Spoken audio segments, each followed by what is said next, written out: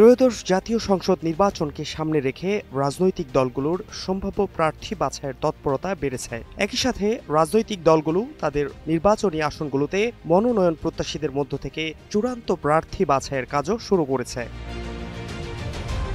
দেশের এমন রাজনৈতিক প্রেক্ষাপটে আসন্ন জাতীয় নির্বাচনে ঋণ খেলাপিরা অংশ নিতে পারবে না বলে জানিয়েছেন অন্তর্বর্তী সরকারের অর্থ উপদেষ্টা ডক্টর সালেউদ্দিন আহমেদ। বুধবার জাতীয় পেনশন কর্তৃপক্ষের ইউ পেনশন অ্যাপ এর উদ্বোধনী অনুষ্ঠানে একথা বলেন অর্থ উপদেষ্টা সালেউদ্দিন আহমেদ।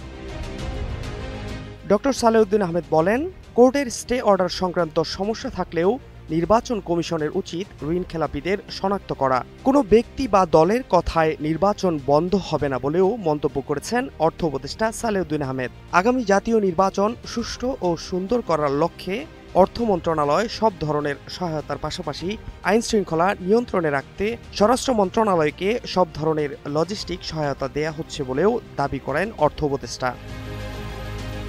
আগামী নির্বাচনে কালো টাকা রোধে সরকার কোনো পদক্ষেপ নিচ্ছে কি, এ প্রশ্নের জবাবে তিনি বলেন, কালো টাকার ক্ষেত্রে দুইটা বিষয় হলো উৎস আর প্রসেস। উৎসটা কিন্তু আগের চেয়ে মোটামুটি বন্ধ হয়েছে।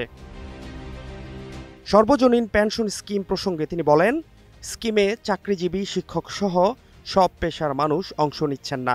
এটি কেন হচ্ছে এবং মানুষের অনীহা কোথায় সেটি খতিয়ে দেখতে হবে।